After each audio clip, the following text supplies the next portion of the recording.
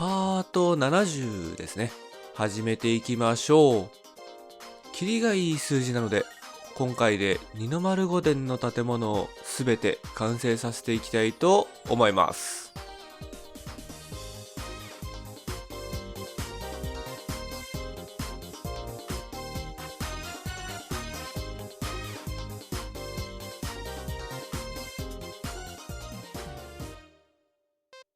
早速始めていきましょう。扉がないので動物たちが自由に出入りしていますね。壁を加工する必要がある内装から作っていきます。入り口を入ったすぐそばの部屋、玄関と広間、ここには床と呼ばれる場所があります。本丸御殿には掛け軸が飾ってある大広間がありますが、その大広間と同じようにまずは床と呼ばれる場所から作っていきたいと思います。壁を白漆喰で埋めていきます。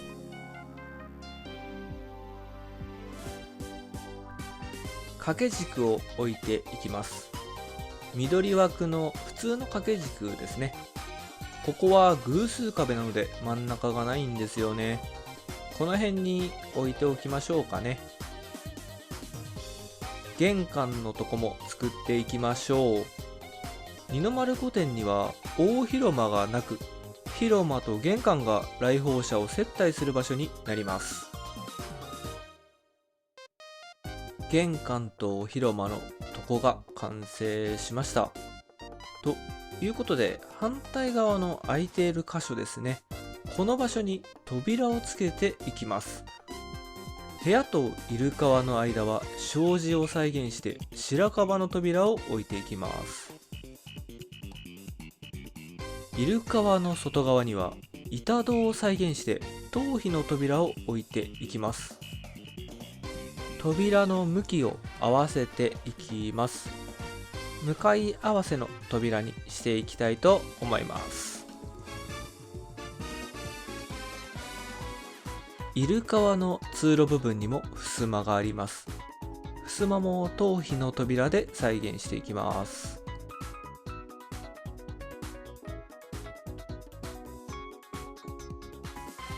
式台と玄関をつなぐ通路には大きめの板戸があります。頭皮のトラップドアを使って開かれている板戸を再現していきます。広間と玄関の間にもトラップドアを使うことで襖が開いている様子を再現していきます。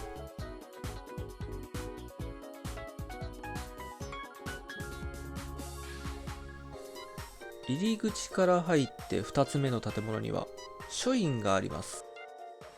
この書院には床と違い棚があります。まずは違い棚を作っていきましょう。床には掛け軸を飾っておきます。書院の棚と床が完成しました。本丸御殿の書院にはこの床の部分に付書院と呼ばれる場所があったのですが、二の丸御殿の書院には違い棚の前に明かり床を作ります。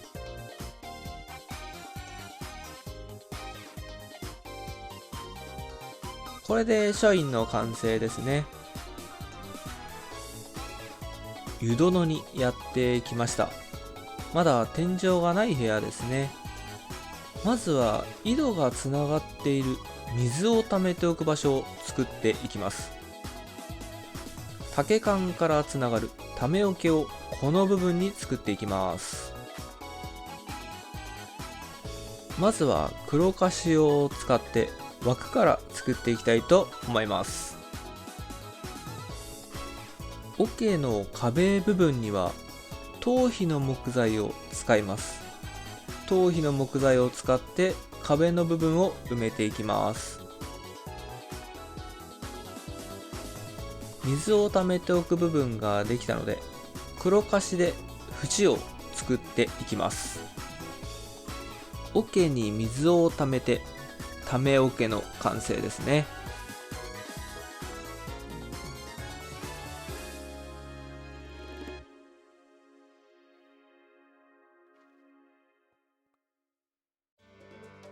ため桶が出来上がりました。ということで、湯殿の内装を作っていきます。まずは床から竹のハーフブロックを置いていきます。風呂桶を作ります。黒樫を使って枠を先に作っていきたいと思います。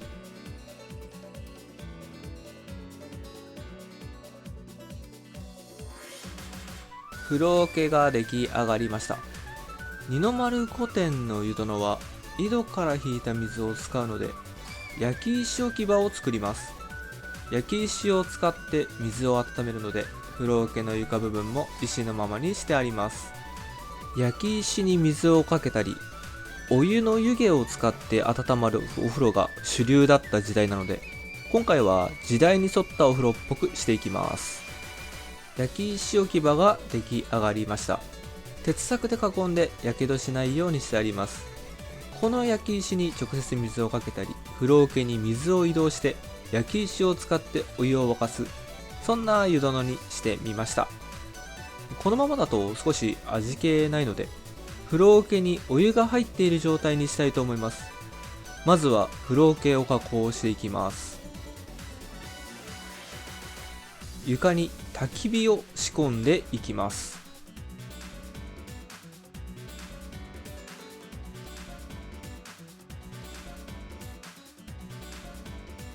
ブロック1個分は煙が抜けるのを利用して湯気を表現していきます。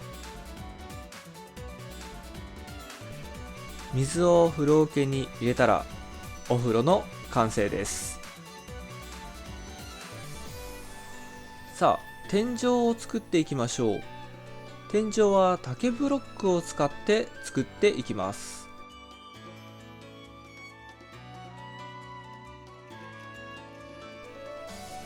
湯気を外に逃がすことができるような作りを天井に作っていきます。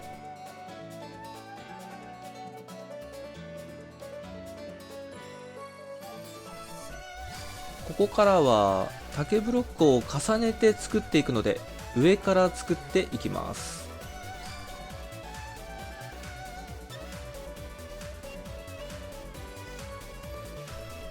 この位置に一番高い天井を置くことで、ハーフブロック分の隙間を作ります。こんな形で湯気が外に逃げるような天井が出来上がりました。窓を作っていきます。柵を両脇に置いて、外からトラップドアをつけていきます。本丸御殿の湯殿と同じ形の窓を作ります。湯殿が完成したので、湯上げの部屋との間に仕切りを作って湯殿を完成させたいと思います。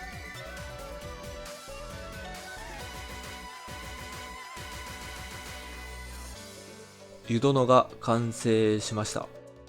これで二の丸御殿の部屋の大まかな内装は全て出来上がったので、屋根を作っていきたいと思います。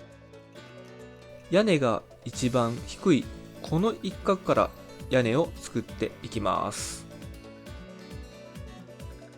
この部分にはたるきがない屋根を作ります。低い屋根に湯殿の屋根が重なるように滑らかなクォーツを使って湯殿のたるきを作っていきます。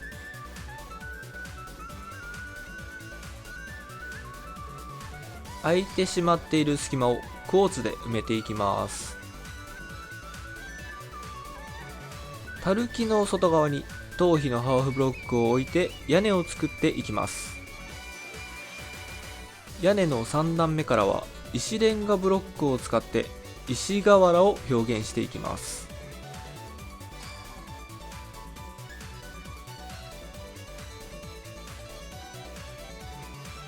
ここから湯気を外に逃がすので通気口を作ります。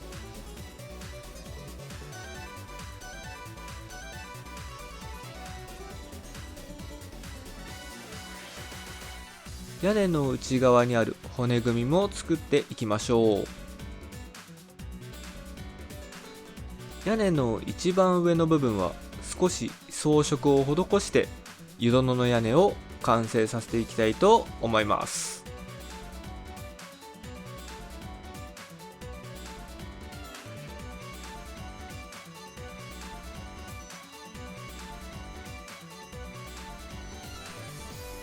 玄関脇にある内玄関、この部分の屋根も母屋からせり出した形となりますので、たるきがありません。母屋の屋根の下側から伸びるたるきのない緩やかな傾斜の屋根を作っていきます。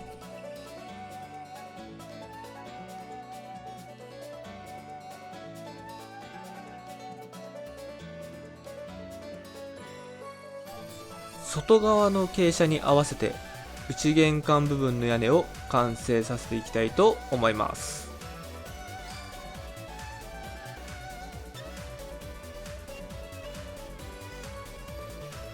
内玄関がある場所から東に伸びる炭部屋の屋根を作っていきます。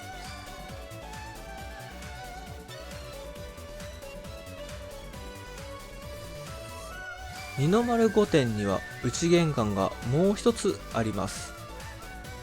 この中御殿につながる内玄関、この部分には式台があるので、式台のたるきを作ってから屋根を作っていきたいと思います。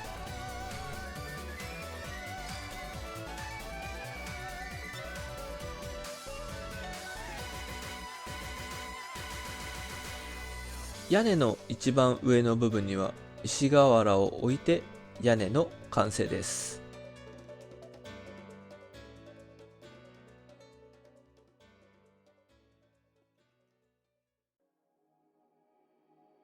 表玄関ですね。表玄関の屋根を作っていきたいと思います。まずはたるきから作っていきましょう。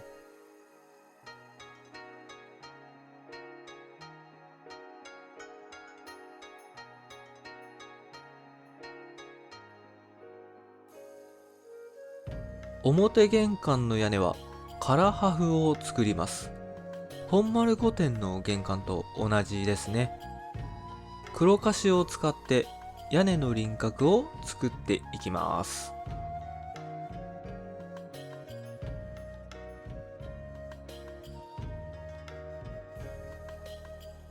本丸御殿には2箇所唐破風の入り口がありましたが、二の丸御殿はこの表玄関だけが唐破風の屋根をしています。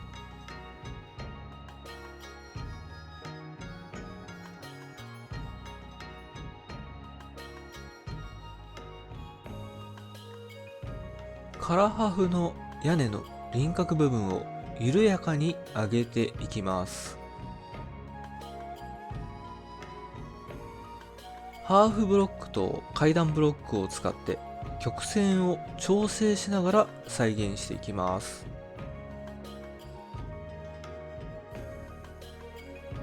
内側部分を頭皮のブロックを使って埋めていきます。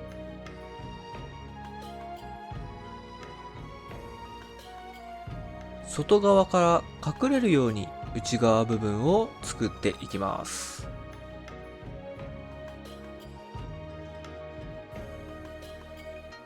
頭皮ブロックを使って屋根の部分を作ります。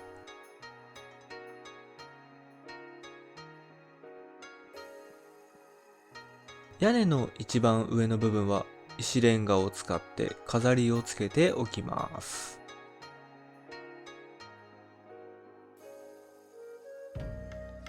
広間がある建物と書院がある建物をつなぐこの建物の屋根も主要な建物から一段低い高さで作っていきます。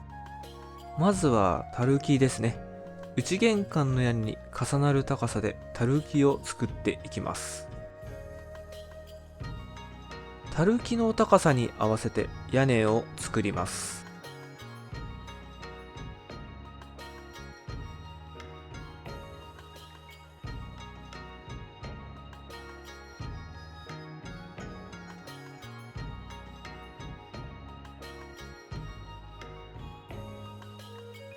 中御殿と奥御殿をつなぐ2本の廊下の屋根も主要な建物から一段低い高さで作ります。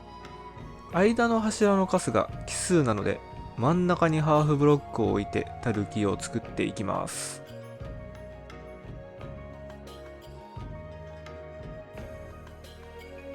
奥御殿とさらにその奥、奥屋敷と呼ぶんですかね。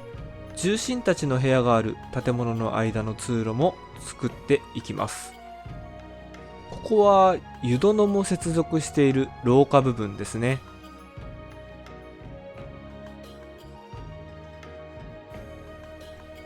一番北側の建物に接続されている接近がある建物の屋根を作ります。井戸がある庭に面した建物ですね。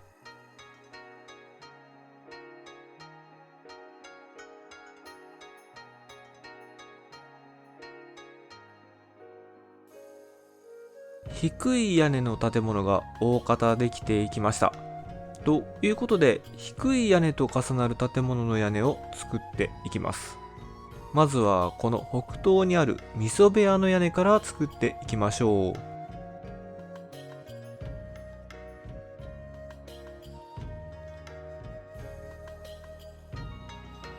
他の建物と接続する場所は柱を追加したり調整しながら作っていきます。低い屋根とぶつかる部分もたるきを置く位置を調整して作っていきます。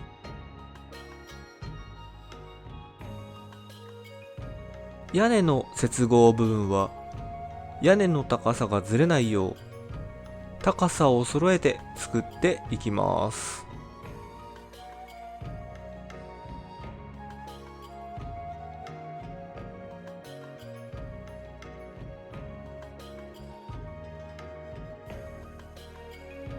奥屋敷の屋根も作っていきましょう。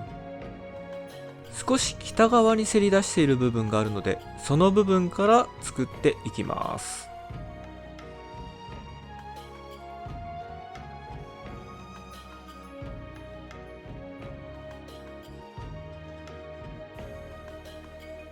大きい建物なので、一辺ごとにたるきと一番低い部分の屋根を作りながら、他の建物との接合部分を調整して作っていきます。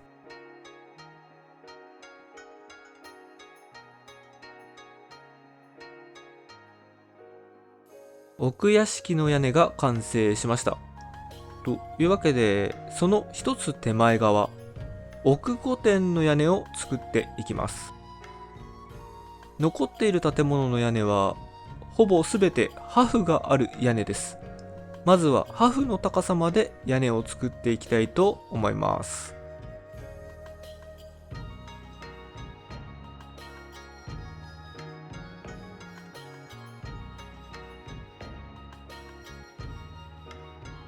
破風の高さまでの屋根の作り方は奥屋敷と同じです。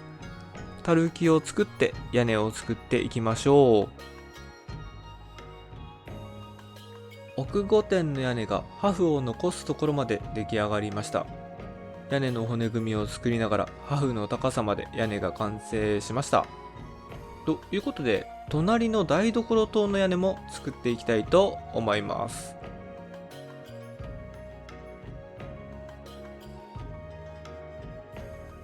台所棟は瓦屋根にする予定です。火を使うところなので瓦を使って屋根を再現したいなと思うのですが、天井が今はないんですよね。たるきに合わせて作る頭皮ブロックがこの台所棟では天井になります。台所棟の天井ができてきました。この頭皮のブロックで作った天井の上に石レンガを置いて瓦屋根を作っていきます。この方法で作ると同じブロックで接続した上に石レンガを置いていくので屋根の接続がスムーズになりますね。台所棟の屋根も破風の高さまで出来上がりました。残る建物は書院の建物と広間の建物、この2つですね。まずは奥御殿と同じように破風の高さまで屋根を作っていきたいと思います。残すは破風を作るだけというわけで、表御殿の破風から作っていきたいと思います。ハーフブロックと階段ブロックで反りを表現していきます。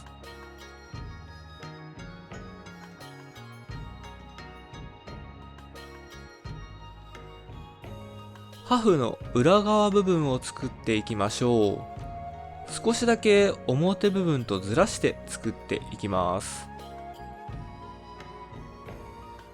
中央部分には下行を作ります。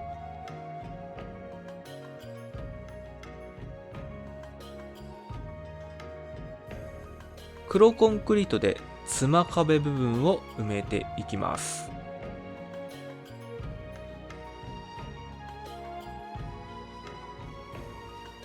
最後に削れ格子を入れて破風の完成です。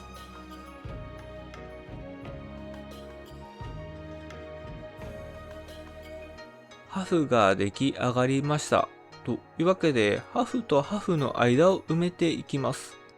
骨組みを作りながら屋根を完成させていきたいと思います。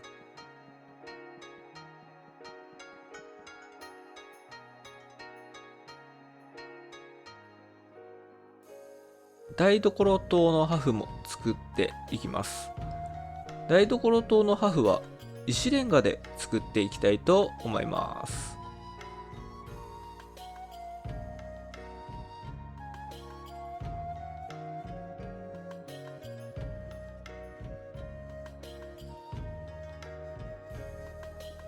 台所棟は建物の中からこの屋根の石レンガが見えないように天井を作りながら屋根を作っていきます。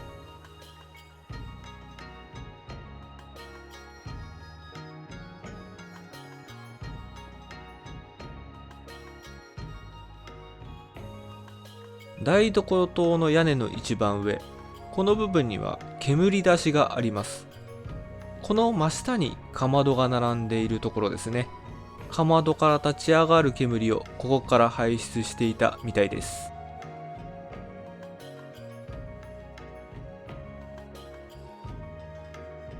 本丸御殿の煙出しがここからよく見えますね。同じような形で二の丸御殿の煙出しも完成させていきましょう。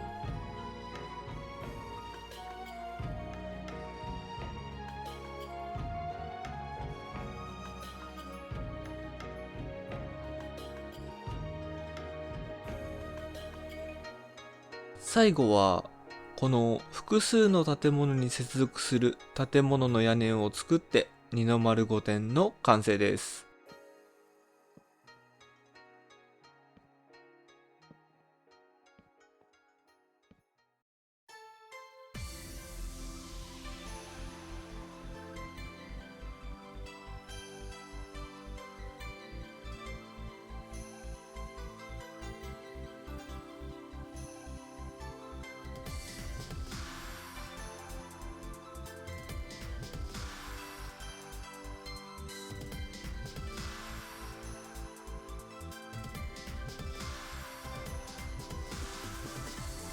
パート70、二の丸御殿を作る後編、いかがだったでしょうか。まだ高塀だったり建物を囲うようなものはできていませんが、ひとまず二の丸御殿の建物は完成することができました。次回はこの二の丸御殿の周りにある高塀だったりね、そういったものを作っていく予定ですが、その前にまるっと探訪第7弾を投稿する予定です。61話から70話までで作ってきた建物をご紹介していく予定ですが、二の丸御殿の細かい内装がまだなので、まるっと探訪の際に合わせてご紹介できればなと考えております。メンバーシップの方はまるっと探訪を投稿した時点でワールドを更新する予定ですので、そちらも楽しみにしていてください。これで松本城3御殿のうち2つが完成しました。二の丸エリアはまだまだ広いので完成まではもう少しかかりそうですが、ある程度完成が見えてきた時点で堀にも水を入れていきたいと思います。というわけで最後までご視聴ありがとうございました。チャンネル登録、高評価、コメントいただけると嬉しいです。それではまたお会いしましょう。